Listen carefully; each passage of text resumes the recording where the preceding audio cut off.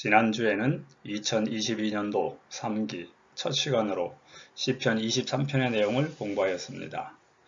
여호와의 집으로 향하는 우리의 걸음을 목자이신 여호와께서 인도하고 계시기 때문에 사망의 음침한 골짜기를 지나거나 원수들이 노리고 있는 곳을 지날 때라도 두려워하지 않는다는 다윗의 고백을 들을 수 있었습니다. 이번 주 교과 공부의 제목은 닥쳐오는 시련입니다. 기억절의 말씀이 우리에게 힘을 줍니다. 함께 읽으시겠습니다. 사랑하는 자들아, 너희를 연단하려고 오는 불시험을 이상한 일 당하는 것 같이 이상히 여기지 말고 오직 너희가 그리스도의 고난에 참여하는 것으로 즐거워하라. 이는 그의 영광을 나타내실 때에 너희로 즐거워하고 기뻐하게 하려 함이라. 베드로전서 4장 12, 13절의 말씀입니다. 도가니 또는 용광로는 높은 열로 쇠를 녹이는 용기를 의미하지만 자주 맹렬한 시험 또는 사람이나 그들의 성격의 변화를 일으킬 수 있는 장소나 상황을 가리키기도 합니다. 그러나 모든 도가니가 똑같지 않듯이 우리 개개인에게 닥치는 시련과 고난 또한 매우 다릅니다. 이번 주에 우리는 시련의 원인과 유형, 어떻게 그것을 극복할 수 있을지에 대해 의견을 나누게 될 것입니다. 그리스도처럼 살고자 하는 사람은 사탄의 표적이 됩니다. 그래서 예상치 못한 시험과 시련을 당할 수 있습니다. 사탄은 예수 그리스도에 관한 우리의 증언을 침묵시키기 위해 시험을 줍니다. 그러나 하나님은 이것을 통해 우리의 성품에서 불순물을 제거해서 더욱 순결하게 만드십니다.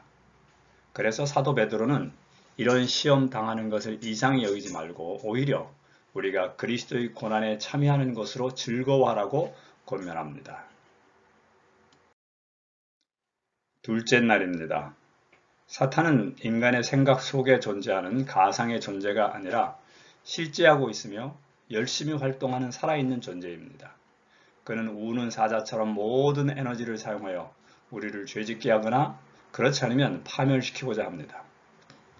그래서 우리에게 고통과 시련을 줍니다. 그러나 이러한 사탄의 공격에 넘어질 필요는 없습니다. 사탄은 예수 그리스도께 패배하였으며 우리가 승리하신 예수님을 의지하는 한 반드시 승리할 것이기 때문입니다. 그래서 베드로는 너희는 믿음을 굳건하게 하여 그를 대적하라고 권면합니다. 시련은 때때로 우리가 하나님의 율법을 범한 결과로 일어나기도 합니다. 하나님은 우리가 범한 죄의 결과를 없애시지 않고 우리의 죄가 얼마나 해롭고 모욕적인지 이해할 수 있도록 그냥 두시는 경우가 많습니다.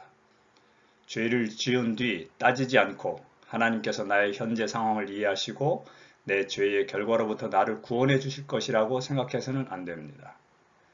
도덕법과 건강법을 무시하면 그 결과로 우리에게 고통이 이르러 옵니다. 그러므로 우리는 하나님께서 우리에게 주신 계명의 말씀에 순종할 때 이런 시련에서 벗어날 수 있음을 기억해야 합니다. 우리를 더욱 정결케 하기 위해 하나님께서 시련을 허락하시는 경우도 있습니다.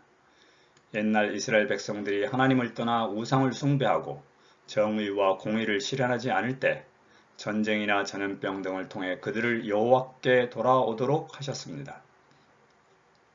이처럼 죄를 범한 개인이나 공동체가 그것을 망각하고 있을 때 현재의 상태를 깨닫고 주님께 그 죄를 고백하고 돌아오도록 시련을 주십니다. 그러므로 고난과 시련이 올 때 우리는 아직 나에게 남아있는 죄악의 찌꺼기가 있는지를 자세히 살피고 그것을 버리는 기회로 삼아야 합니다. 다섯째 날입니다. 우리가 더욱 성장하고 성숙해지는 과정으로 시련이 사용되기도 합니다. 이러한 시련은 우리를 더욱 강하게 하고 미래의 유혹을 견뎌내도록 준비시킵니다. 바울은 자신이 겪고 있는 육체의 가시가 자신을 높이는 것을 막아주고 교만과 자만심에 굴복당하지 않도록 하였다는 것을 깨달았습니다. 그러면서 그는 내가 약한 그때 강함이라고 선언합니다. 이와 같이 우리가 지금 겪고 있는 고통과 시련도 하나님께서 우리를 성장시키기 위한 도구일 수 있습니다. 그렇다면 이 시련이 없어지기만을 기도하기보다는 이 고통과 시련을 통해서 나를 성숙하게 하시려는 주님의 뜻이 이루어지도록 기도해야 하겠습니다. 이번 주에 우리는 우리에게 닥친 시련들이 여러 가지 원인이 있음을 알게 되었습니다. 그러므로 매 순간 성령님께서 각각의 경우를 이해하고 적절히 대응할 수 있도록 도와주시기를 구하십시다. 엘렌 화이트는 자신들의 믿음을 끝까지 굳게 붙잡는 자들은 7배로 정결해진 정금이 되어 시험의 용광로에서 나오게 될 것이다. 시험의 때에 시련의 용광로에서 연단된 믿음은 불로 연단된 금보다 더 귀하다는 것을 기억하라고 우리에게 조언합니다. 이번 안식일도 하나님께서 우리에게 주시는 놀라운 은혜를 또 그것이 때때로 시련일지라도 그것을 통해서 더욱 성장하고 성숙해지시는 성도님들 되시기를 기도합니다. 감사합니다.